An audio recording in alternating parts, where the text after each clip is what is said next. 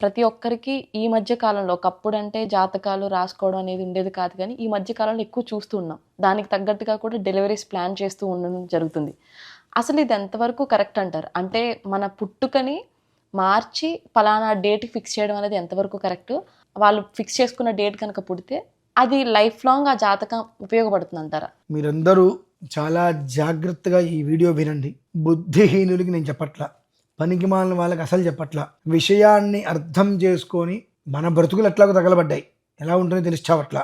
కానీ మన తర్వాత పిల్లల భవిష్యత్తుని చేతులారా నాశనం చేయకుండా, చెడగొట్టకుండా వాళ్ళకి మంచి భవిష్యత్తు ఇద్దాము అనుకుంటే ఈ ఒక్క వీడియో విని ఆచరించాలి అనేది కోరుకుంటున్నా.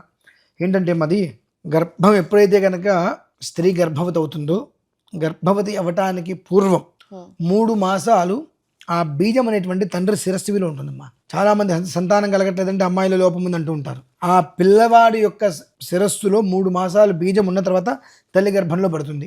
9వ మాసంలో జన్మనిస్తారు. 9, 3, 12 దీన్ని మనం ప్రధానంగా పెట్టుకోవాలి.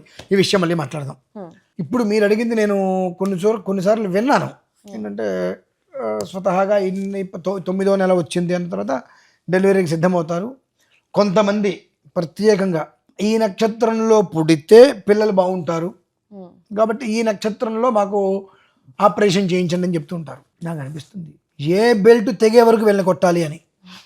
వాడి యొక్క రాతని మార్చేటువంటి శక్తి నీకెవడిచ్చాడు? కానీ ఇక్కడ రహస్యం ఏంటంటే, ఎప్పుడైతే నీకు కృపాకృపపూర్ణంగా ఒక సమయం నిర్దేశించబడి ఉన్నదో, దాన్ని కాదు అని ఉన్నటువంటిది కాకుండా నీకు ఇచ్చిన నక్షత్రం, ఈ నక్షత్రంలో అయితే కనుక నాకు జన్మ నక్షత్రము, నాకు మిత్ర నక్షత్రం అని చెప్పి కనుక డెలివరీ చేయిస్తే జన్మాంతం ఆ పుట్టిన పిల్లవాడి బ్రతుకు త్రిశంకు స్వర్గమమ్మ.